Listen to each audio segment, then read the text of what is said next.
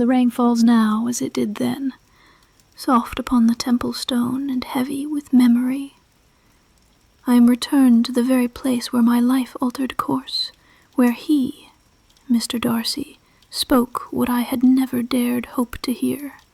How strange that such wild, ungovernable love should be confessed in such solemn stillness. His voice, low, strained, and full of feeling, echoes still in the recesses of my mind. "I love you," he said it, with his heart torn open and his pride cast down.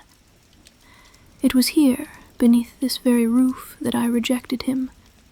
So sure was I of his arrogance, so blind to the depth of his affections. And yet, now, I am his wife, the keeper of his love, the very thing he once dared to ask for, I have become. How strange and how wondrous the unfolding of our story. He departed early this morning, a matter of the estate, some matter of land or figures, and yet I know his thoughts are with me still. He is never far, even when absent. His eyes betray nothing to others, but I know their softness. I know how he looks upon me when I am unaware. The weight of his gaze, the reverence in his silence, they render me more cherished than any grand declaration could. I sit now, damp from the mist, the hem of my gown chilled from the walk, and I feel the air heavy with remembrance. Here he first confessed his love, and now he is the man I wake beside, the man who brushes the hair from my brow, the one whose steadiness has become the rhythm of my days. I am his, utterly, and he is mine in every word, in every withheld glance, in every breath drawn while thinking of me. Ours is not a love of loud performance, but of enduring flame. It burns quietly, and it warms me still. And soon he shall return, as he always does. We share a quiet joy, the sort that settles deep in the bones, a kind of happiness born not of ease, but of having chosen one another, again and again. Our home resounds with laughter now. The light patter of little feet, the rustle of books, the soft sighs of sleeping babes, they carry his gaze and my spirit, and I thank Providence each day for the life we've been granted. And yet, though we are now bound by name and law, though our days are filled with duty and delight, his touch still undoes me. There is no moment so ordinary that it cannot be turned into something aching and beautiful by the simple brush of his hand. He need only place his palm lightly at the small of my back, and the world shifts. I become breathless still, as though I am that girl again, standing in the rain, unsure of anything but him. He is strength itself. Those arms, Lord, those arms.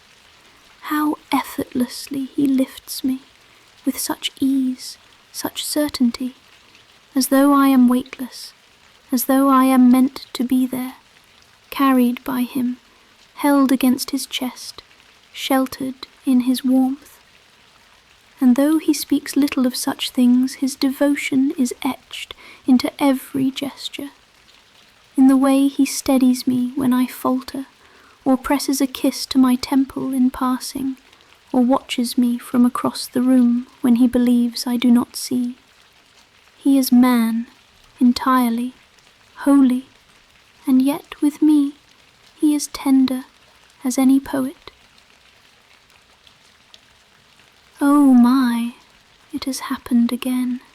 My thoughts have wandered, taken wholly by him, as they so often are. Even now, years later, he can make my cheeks flush with the mere memory of his mouth against my skin. Such power he holds, not through command, but through love. He is here. He stands just there, at the edge of the portico, his tall frame darkened by the rain, his hair damp and curling at the edges, coat clinging to him from the storm. And yet his expression, so still, so steady, as though the whole world is hushed because he has found me again. Elizabeth, have you waited long? I smile softly. I always wait for you, I say, though I know I never must for long. He steps closer, mud clinging to his boots, a few droplets tracing down his cheek, but he does not seem to notice the cold. His eyes are fixed upon me as if I am the sun that has broken through his longest winter. He kneels to meet me where I sit, his gloved hand reaching out to brush a curl from my temple. At touch again, tender, reverent, unhurried. I was delayed, but my mind was with you the entire journey. He brings my hand to his lips, his breath warm against my skin. I cannot seem to go more than a few hours without longing for your company. It is rather troublesome. I laugh, soft, breathless, because the way he says such things always makes it feel as though he is still courting me. And perhaps he always is. You ought to be scolded, I tease, for appearing in such a state, soaked through. He tilts his head, eyes narrowing playfully. Then you must warm me, as your duty requires, Mrs. Darcy. There it is again, the thrill in my chest, the heat that begins low and slow just from a single glance, a simple phrase from his lips. He stands again and offers his hand to me. I rise into him and he wraps his arms about me without a care for the rain or the dampness. He smells of earth and wind, of horses and storm, and something that has always been him. And just there, beneath the columns of the temple, we are still. His forehead rests against mine and we speak no more for a while. Because what is there to say when love like this still burns? Not wildly, but steadily. A warmth that never leaves, even through rain and time and change. He holds me tighter, and I let myself rest against his chest. This is the love I always longed for, and I live it, I breathe it, I am it. He holds me there for a moment longer, as if he is weighing something in his soul, battling reason with desire, and I feel it too, that quiet pull between restraint and surrender. His hand rises to cradle the back of my neck, his thumb tracing the delicate place just beneath my ear. His breath is uneven now. There's something in his gaze, storm dark and full of wanting. I try, Elizabeth. I do try to keep composed. But when you look at me so... He does not finish. He simply kisses me. Not with ceremony, not with the practiced politeness of society, but with wild, aching reverence. His mouth finds mine as though it's the first time, urgent and consuming. The world fades, the rain disappears. There is only this. His hands so large, so sure, spanning my back, pulling me closer. The feel of his soaked coat against my gown, his warmth beneath the cold. I can barely catch breath between the kisses, and I don't want to. He is fire in the storm, and I press into him like a flame needing more air. You undo me. his forehead pressing against mine again, his voice trembling with restraint. I am yours, Elizabeth, entirely. Every hour, every breath, every ache, it is for you. His hand slips lower, settling at my waist, then lifting me slightly, effortlessly. You are light in my arms, he says, as though I weigh nothing at all, and I melt against him because I know how strong he is, how easily he could carry me anywhere in this world.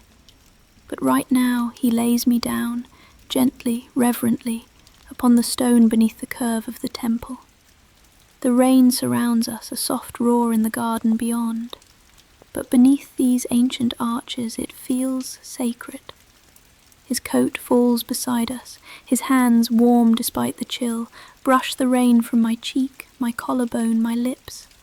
And still he looks at me as if I am something rare, as if he cannot believe that I am truly his.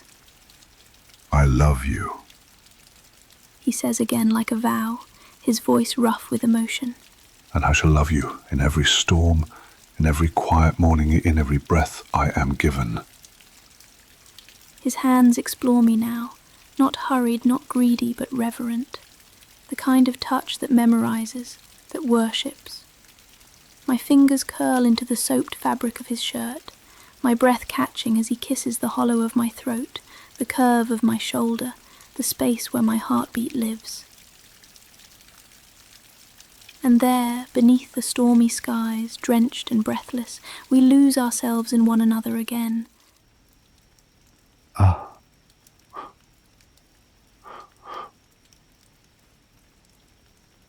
Elizabeth,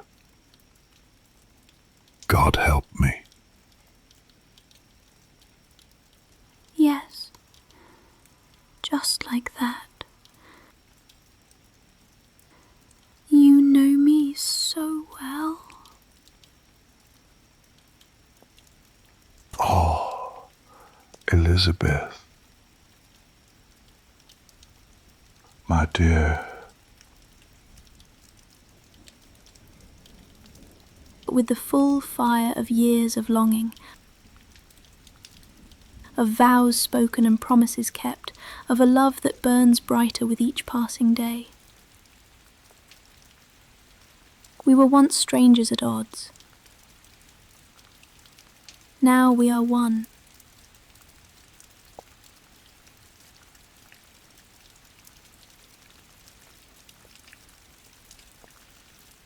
Neither of us speaks for a while. Then I smile, pressing a kiss to his shoulder. Oh my. It happened again, I whisper. My mind wandered. That's what you do to me still.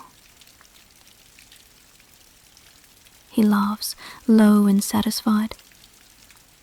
As well it should, Mrs. Darcy.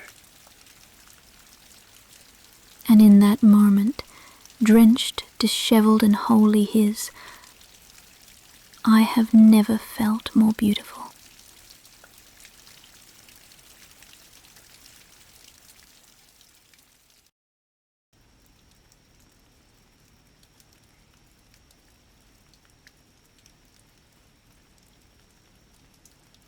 I'm wrapped in his arms, curled between his legs. His chest warm against my back. My head rests just beneath his chin. His hand tucked over my heart, as though he means to keep it safe inside his own. His coat is draped loosely around us both now, a barrier against the damp, though the wet still clings to the silk of my gown and to his shirt, which clings to every inch of his chest beneath me. We are both soaked through, but we are warm. So impossibly warm. I can feel his breath in my hair, slow now, deep and calm, that rare quiet he he only ever shows when we are alone like this. I have never known peace like this, he whispers, his voice low and steady in my ear. And I know what he means, because neither have I.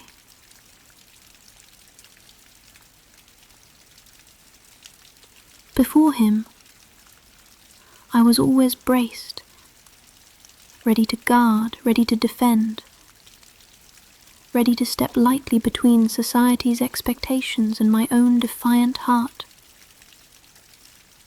But now in his arms, with his hands resting on mine, his chest a steady wall behind me, I feel safe. Utterly, entirely safe. The rain drips from the temple roof above us, a rhythm that lulls, and beyond the columns the garden is blurred and soft, washed in silver. The lake shimmers in the grey light, each ripple catching faint echoes of the sky. And I think of how it all began,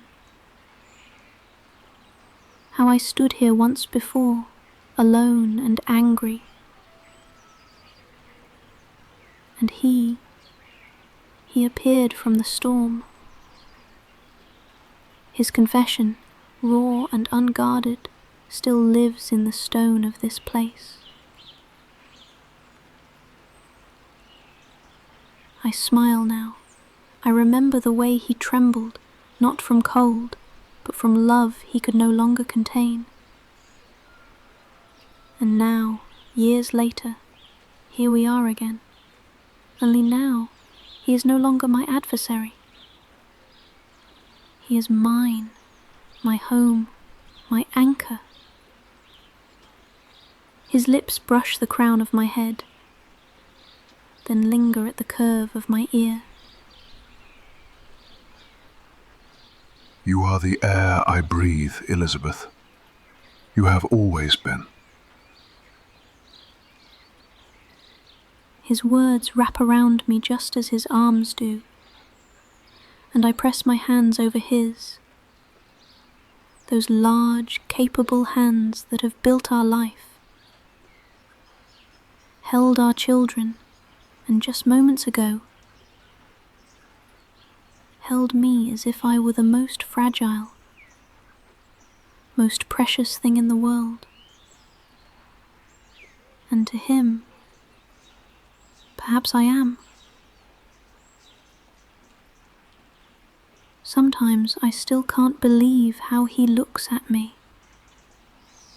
as if I am his sun, his gravity, as if every moment without me is one he would undo, just to find his way back to this, back to us.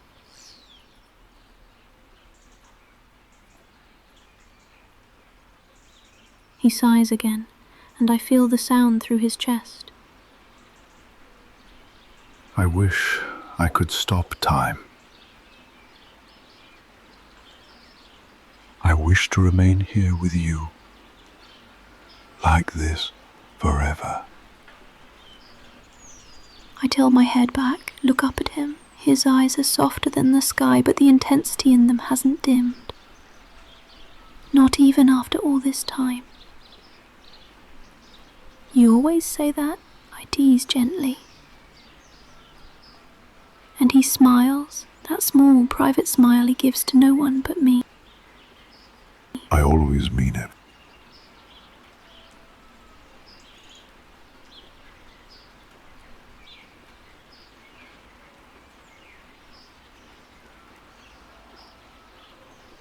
Something so still in this moment, so sacred, as if the entire world is holding its breath so we may breathe deeper.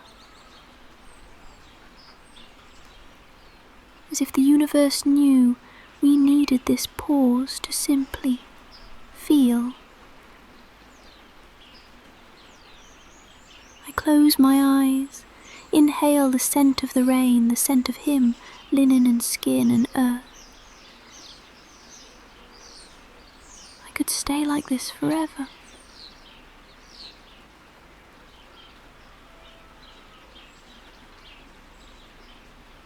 He is my storm, my shelter, my wildness and my quiet.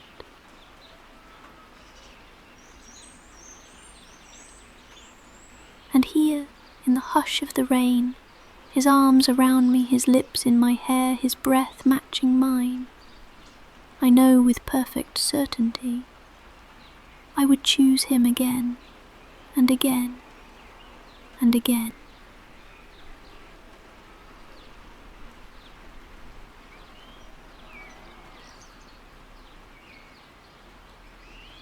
We remain wrapped in each other, skin warm, clothes damp but forgotten, breath soft as silk against my ear. His arms encircle me tighter, his chest rising and falling behind me.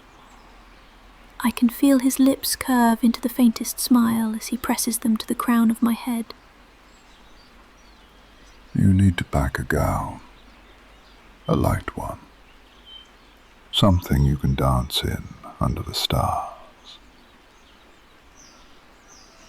I stir gently, my fingers playing with the edge of his sleeve. Oh, I ask, smiling. And where are we going, Mr. Darcy? I won't say, but I will tell you this.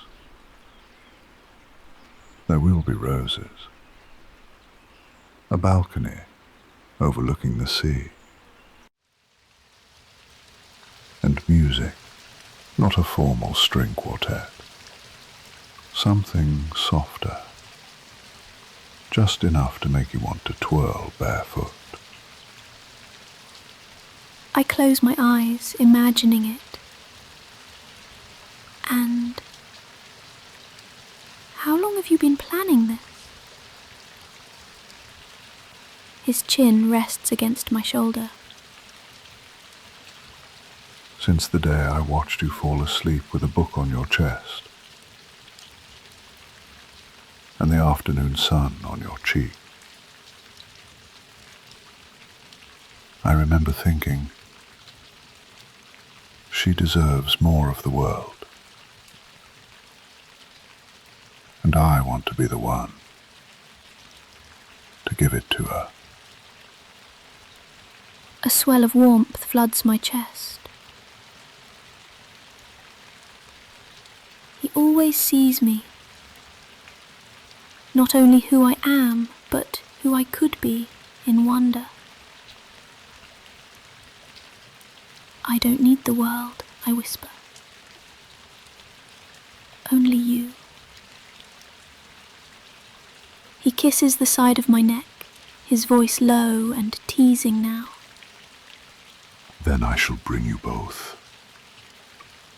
I laugh softly, the sound echoing with the hush of the rain. His hand rests over mine, grounding and warm. Will we ride there? I ask. He hums. There'll be carriages, but I hoped we might begin on horseback. Just the two of us. I know how your hair dances behind you when we ride. And I admit I am rather fond of chasing you through fields. Only to catch me, I imagine, I tease. He leans in, whispering. Always to catch you. We sit in that fantasy for a while, painting it together in silence. The scent of wet stone and wildflowers drifting in from the garden. Somewhere far off a bird calls, unbothered by the weather.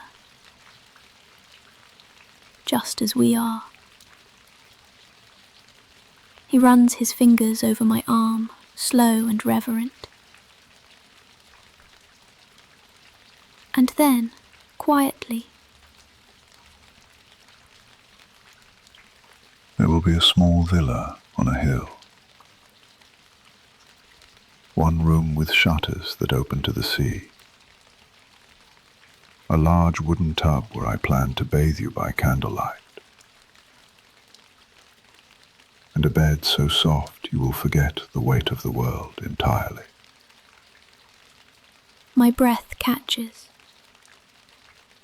Even now his words can undo me. Say you'll come with me. As my wife, my muse, my forever. I nod, slowly. Already lost in the dream. I would follow you to the edge of the earth.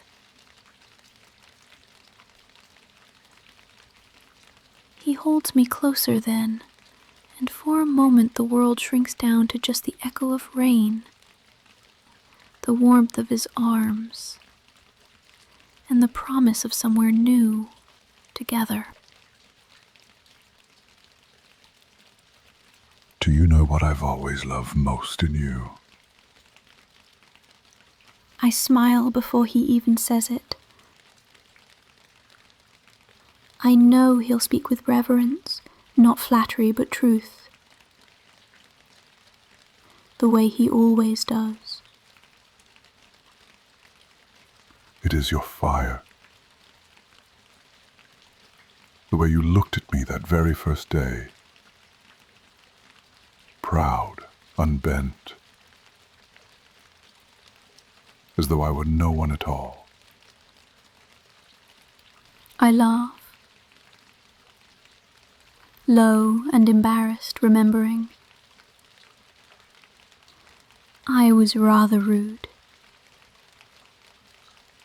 You were honest and brave. You still are. I've never seen a woman face the world so boldly, and yet offer such softness to the one she loves.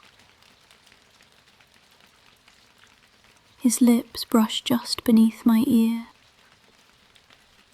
You disarmed me, without even meaning to. I tilt my head back, just enough to see him, just enough to whisper, and you were impossible. He chuckles. I know. And arrogant, Hopelessly. but then you became everything. He pulls me tighter, chest rising sharply beneath my back. I would have torn down the sky if I thought it would win your heart. We sit like that for a long moment. Quiet again, as the rain drums gently on the stone outside. My hand finds his and lingers there, fingers curling with his. You know what I love most in you, I whisper. Tell me. It's the way you hold me. Not just like this, but in all things. In storms, in silence, in the everyday. He presses a kiss to my temple, not saying a word. You are such a man, I whisper. He exhales. That sharp sound again. almost like surrender. Strong arms, broad chest, and yet your heart, it's the softest thing I've ever known.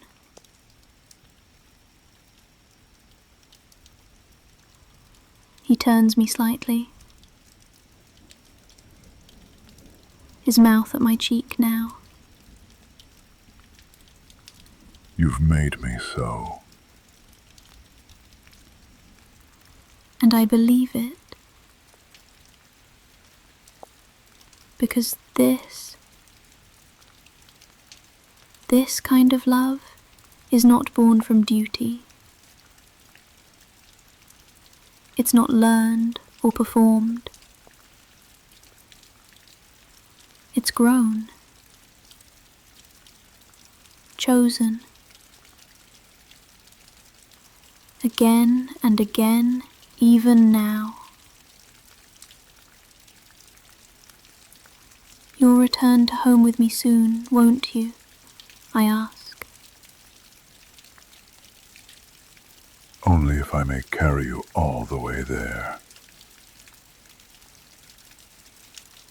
I laugh again. I wouldn't stop you. He rests his chin against my shoulder, pulling me in like I belong to him. Because I do. And in the rain, in his arms, I let the world disappear. The air is hushed now, but for the quiet patter of the rain and the distant rustling of trees. All else has stilled, and I, too, am still, wrapped in the arms of my husband, my body warm and drowsy, my heart entirely undone. I did not know such tenderness existed. To be held so close, with such reverence, to be touched as if one were made of light. My thoughts wander as they often do after we have loved, like ribbons carried by the breeze. I think of our life, how rich it has become in the simplest ways, and how even now I marvel at my own good fortune to wake each morning and know myself the loved, to be looked after with such care, yet never possessed, to be free and yet so utterly claimed. He tends to every matter, without complaint, without ever asking it of me. I am permitted softness. I am permitted rest. And he is tireless in his devotion. What a joy it is to be so wholly seen and so deeply chosen. The trees are vivid in the misty light, so green, so proud, so full of breath. I cannot say which scent I cherish more, the bloom of rain upon earth, or the skin of the man who holds me now. Our children are safe, our home is serene, our hearts are full. All is as I prayed it might one day be, and more. I did not believe then that such a love as ours could unfold so honestly, but it has. In secret glances, in quiet meals, in his hand always reaching for mine without needing to speak. I am a wife most beloved, a woman most cherished, a heart most safe, and still, after all this time, his touch steals my breath, the strength of his arms, the way he lifts me so easily, as though I weigh nothing at all. It awakens something reckless in me. Even now I feel it, the embers not yet cooled beneath my skin. I let out a quiet sigh, pressing closer to him. My eyes linger on the water beyond, where the rain forms silver ripples like a melody. This moment, this hour, I would not trade it for all the riches of the world. This is where I was always meant to be.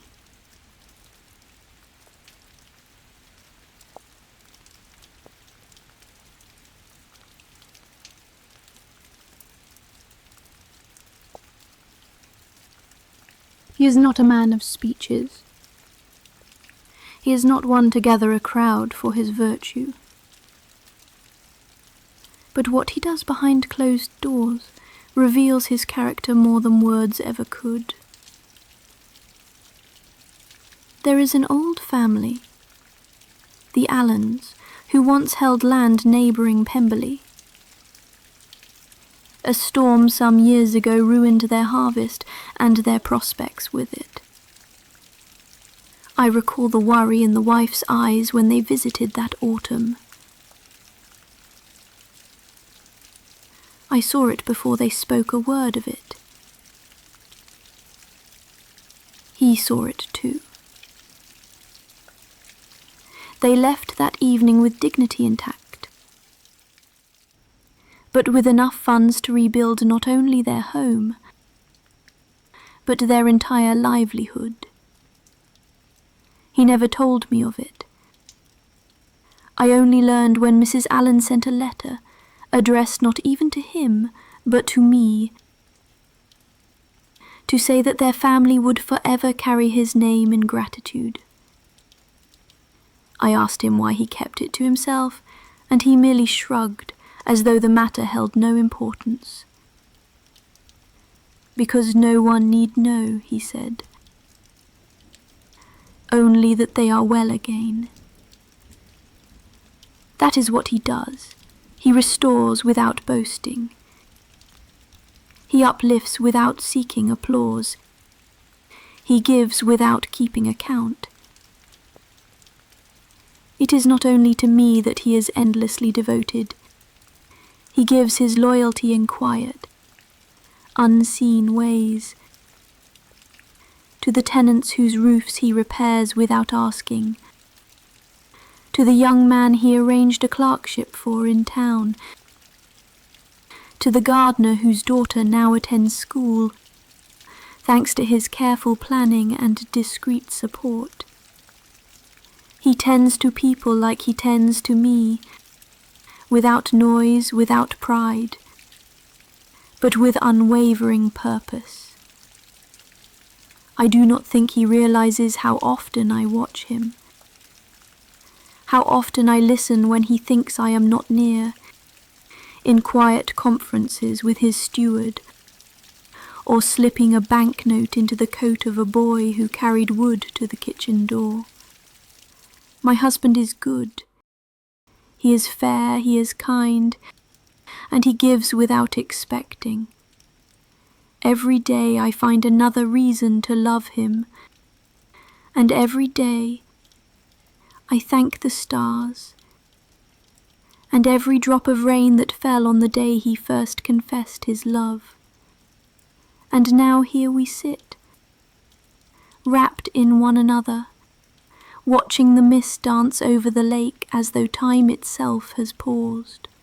The world softens when he is near, even the trees lean in to listen, even the wind quiets in reverence. His strength does not shout, it surrounds, and I dwell in it like a sanctuary. I have known quiet joys in this life I could never have imagined before him. Not for the grandeur of Pemberley, nor the softness of silks, nor the libraries, nor the gardens with paths so secret I still discover new turns, but for the life we live together, in such perfect rhythm. He never rushes me, not in my thoughts, nor in my silences. And somehow, that patience has made me speak more than I ever have before.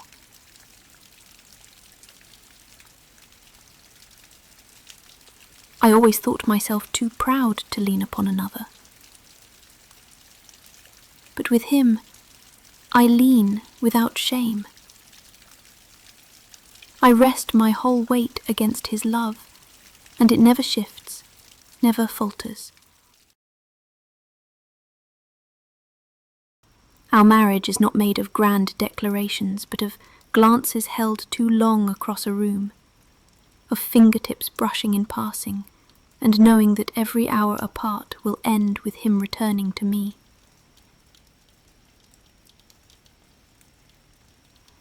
He reads to me sometimes, without request, just picks up a book and begins. And I close my eyes and let the sound of his voice carry me like a tide. There are nights we do not speak at all. We sit in the library, both reading, and the fire burns low. But the silence is not empty. It is the fullest part of my day. Because I am with him, and he is with me. And oh, when we quarrel, even our arguments feel tethered to love. He listens, truly listens, never storming out, never cruel. He leaves space for my spirit, and I leave room for his. Our laughter is the thread that stitches our days. His wit, sharp and sly, so often pulls one from me when I least expect it. Sometimes he says a thing so quietly, so wickedly clever, that I burst into laughter, even in the most serious of moments. And he smiles. That slow, private smile he reserves only for me. Marriage to him has made me softer, but never smaller. He does not contain me, he expands me. He treats me as his equal, even when others would not, even when the world would frown. And still he opens doors, he rises when I enter, he watches the room, not as a man guarding his wife, but as a man deeply aware of her. I never tire of being known so well. It is as though I am a favourite book to him, one he reads again and again, and still finds new lines in the margins. And he surprises me. He writes me little notes and leaves them in odd places, pressed between the pages of my journal, tucked into the folds of my shawl, one even hidden once beneath my teacup. Just a sentence or two, but they live with me for days. Somehow, love with him has made the days longer, not shorter.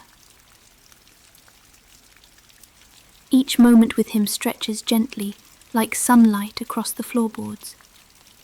And still, I miss him when he leaves the room. Even now, as the rain falls and his coat clings to me still,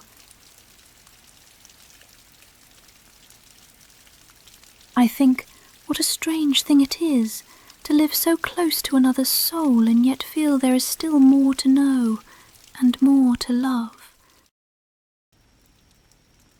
I am a woman adored, I am a wife cherished beyond all measure, and I do not take it for granted, not for a single day.